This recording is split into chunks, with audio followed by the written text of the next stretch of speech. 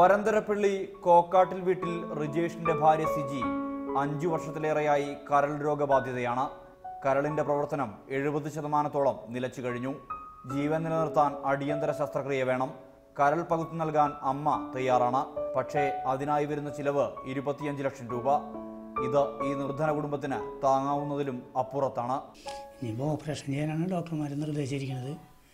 അപ്പോൾ അതിന് പൈസ കുറേ വേണം. ഓപ്പറേഷൻ ചെയ്യാനുള്ളൊരു സ്ഥിതിഗതിയിലല്ല ഇപ്പം. പൈസ ഒന്നും ആയിട്ടില്ല. ഞങ്ങളുടെ കുറച്ച് പൈസ ആയിട്ടുള്ളൂ. ഉണ്ടായിരുന്ന കാശിന് മുന്നേ പെട്ടെന്ന് പെട്ടെന്ന് കൊണ്ടുകൊണ്ടിരിക്കും കിടന്നു. കുറേ കാശ് ചിലവായി. ഇപ്പോൾ കരൾ മാറ്റി വയ്ക്കാനാണ് പറയുന്നത്. 25 ലക്ഷം റുപ്യോളം ചിലവ് വരും.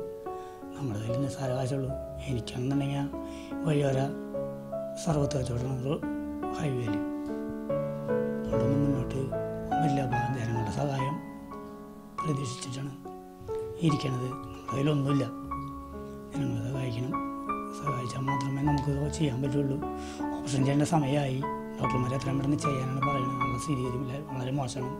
വഴിയരികിൽ ശീതളപാനീയങ്ങൾ വിറ്റാണ് ഭർത്താവ് റിജേഷിന്റെ വരുമാനം. ദൈനംദിന ചികിത്സയ്ക്ക് പോലും ഇത് തികയാതെ വരും. നാട്ടുകാരുടെ സഹായം കൊണ്ട് മാത്രമാണ് ചികിത്സ മുന്നോട്ട് പോകുന്നത്. സിജിയുടെ ജീവൻ ഇനി സുമനസ്സുള്ളവരുടെ കാരുണ്യത്തിലാണ്. നാട്ടുകാരുടെ നേതൃത്വത്തിൽ ഇതിനായി ചികിത്സാ സഹായ സമിതി രൂപീകരിച്ചിട്ടുണ്ട്.